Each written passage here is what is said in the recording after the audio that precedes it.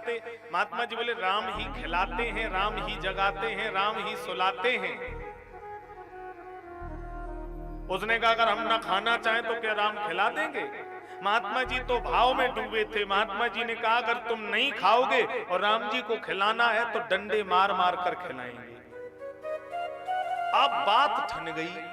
उसने कहा व्यवसाय बाद में करेंगे, आज सुबह से शाम तक मैं कुछ नहीं खाऊंगा और अगर तुम्हारे राम जी हमें खिला दें कुछ तो हम मान जाएंगे, हम नास्तिक से आस्तिक हो जाएंगे। महात्मा जी ने कहा ठीक है, तुम कहीं छिप जाओ, अगर भगवान की मर्जी होगी तो वो तुम्हें न चाहते हुए खिला देंगे तुमसे। अगर आज हमें किसी ने खिला दिया तो हम भगवान मान लेंगे और नहीं खिलाया तो हम कल तुमसे मिलेंगे। अब वो पास में जंगल था, जंगल में चला गया जहां कोई नहीं था। देखे यहाँ कौन हमें खिलाएगा, तो एक बट वृक्ष था। उस वृक्ष की घनी छाया, उस वृक्ष पे चढ़ करके वो बैठ गया। यहाँ देखे कौन हमें खिलाएगा, यहाँ तो कोई भी नहीं है। 2-3 घंटे हो गए। अब उसने कहा शाम होने में 2-3 घंटे रह गए, बस 2-3 घंटे और निकल जाए और फिर हम उस महात्मा को देखेंगे जाकर के। इतने में क्या हुआ कि कुछ व्यवसायी व्यापार करने के लिए निकल रहे थे, तो छाया देखी तो वहीं बैठ गए और साथ में आटा है, आलू है, बोले यहीं भोजन बना लो, छाया बहुत सुंदर है। तो जो व्यापारी थे वो उसी बरगद के नीचे जंगल में भोजन बनाने लगे। अब उसने देखा वृक्ष से कि अरे ये तो भोजन बनाने वाले यहाँ भी आ गए। अब उसके मन में लगा कहीं ऐसा ना हो कि भगवान का नाम सही हो। और तब तक भोजन बन पाया, तब तक पीछे से डाकू आ गए। व्यापारियों के पीछे डाकू पड़े थे। सो व्यापारियों ने कहा बोले भागो, किसी ने खबर दे दी। भोजन छोड़ करके व्यापारी भाग गए। डाकू आए वृक्ष के नीचे, बोले सरदार यही थे वो व्यवसायी, देखो यहाँ चूल्हा जल रहा, यहाँ भोजन बन रहा था और गरम गरम रोटी। तो डाकू भूखे थे। एक ने कहा सरदार अब आगे बाद में चलना, पहले ये गरम गरम रोटी रखी पहले खा लो। सरदार ने कहा नहीं नहीं, ये भोजन खाना मत, किसी को खबर थी कि हम यहाँ आने वाले हैं और इस भोजन में जहर मिलाया है हमें तुम्हें मारने के लिए। क्या? बोले हाँ, इसमें भोजन में जहर मिलाया गया है। सरदार ने कहा जब भोजन यहाँ है तो भोजन बनाने वाला भी यहीं कहीं होगा, ढूंढो उसे, यहीं कहीं छिपा बैठा होगा। एक ने कहा अगर हमें वो मिल जाए तो हम गोली मार दें उसके। इतना कहा तो वो ऊपर छिपा बैठा था, तो वो घबरा गया, पत्ते हिले। डाकू बोला साहब एक तो यही छिपा बैठा है। बोले खींचो इसे नीचे। क्यों रे, तूने भोजन में जहर मिलाया है? अब वो हाथ जोड़े, बोले साहब हमसे क्या लेना देना। अच्छा, डाकू के सरदार ने कहा पहले भोजन कर, पहले भोजन तू कर, अगर जहर मिला होगा तो तू मरेगा। अब वो तो संकल्प लेके आया था कि आज हम शाम तक भोजन करेंगे ही नहीं। अब वो ये कहे सरदार तुम बताओ सामान हम वहां पहुंचा दें, तुम जो कहो हम वो करेंगे, लेकिन हमें भोजन न खिलाओ। डाकू ने कहा इसका मतलब इसमें जहर है, तभी ये भोजन नहीं कर रहा। डाकू के सरदार ने डंडा लिया, अगर तू नहीं खाएगा तो डंडे मार मार के खिलाऊंगा, जल्दी खा। अब उसे महात्मा जी की बात याद आई कि भगवान खिलाते हैं और तुम नहीं खाओगे तो भगवान डंडा मार मार के खिलाते हैं। अब मरता क्या ना करता, सो बेचारा रोटी खाने लगा। डाकू के सरदार ने कहा 20 मिनट हो गई, ये तो मरा नहीं। क्यों रे तू मरा क्यों नहीं? उसने कहा सरदार इसमें जहर है ही नहीं। अरे जहर नहीं है तो तू रोटी क्यों नहीं खा रहा था? तो उसने सारी बात बताई कि महात्मा से मेरी शर्त लगी थी और महात्मा जी ने कहा था तू चाहे जंगल में छिप जाना, देनहार कोई और है, देत रहत दिन रैन, हम पे करें या से नीचे। इतनी बात सुनते ही डाकुओं के भी भाव बदल गए और वो डाकू भी भक्त बन गए और वो नास्तिक आकर के महात्मा के चरणों में गिर पड़ा और इतना बड़ा आस्तिक बन गया जो दूधा जी महाराज आज भगवान के चरणों में गिर पड़े।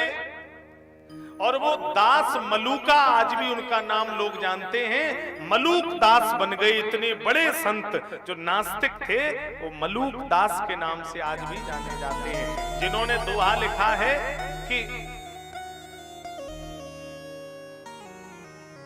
अजगर करे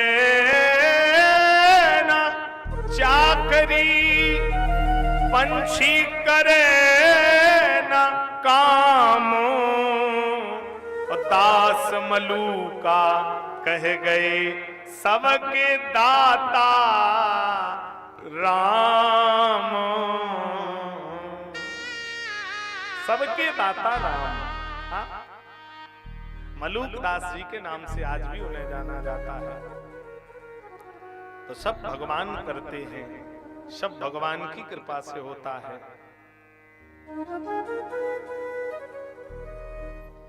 आज कर्दम ऋषि सन्यास के लिए चले गए।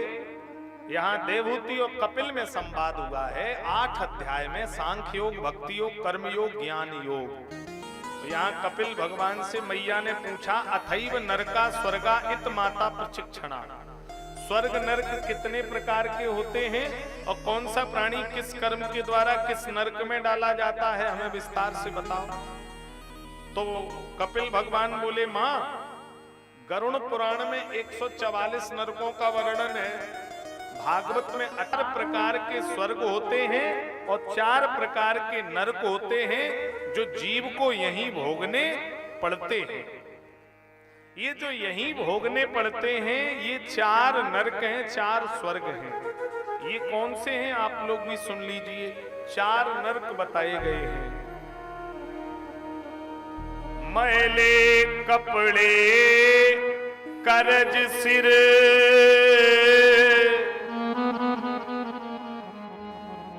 घर कलिहार नारी, नालायक औलाद है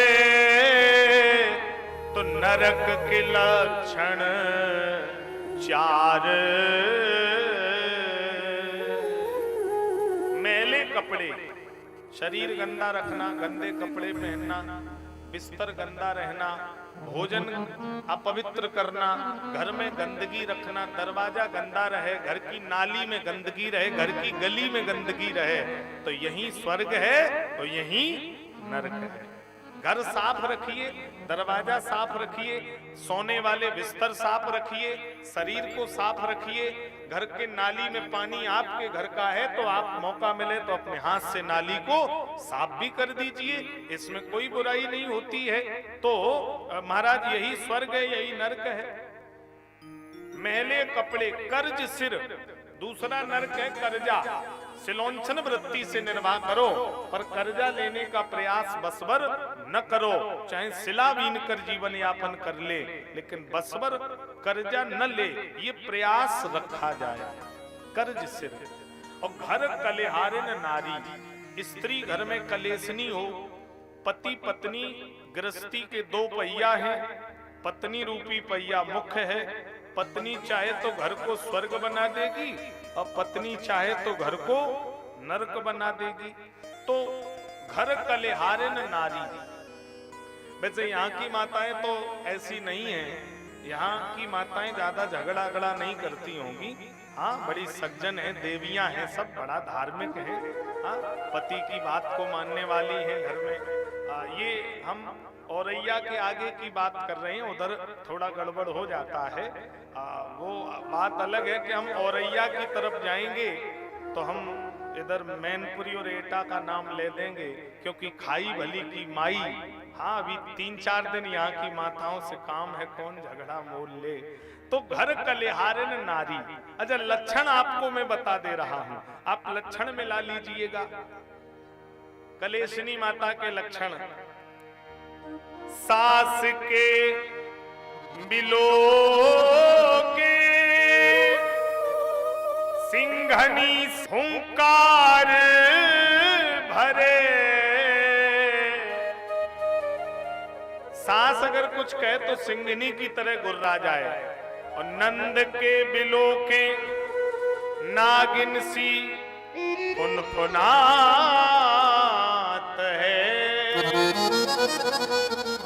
पति के बिलो के दौर छाती पे सवारी करे।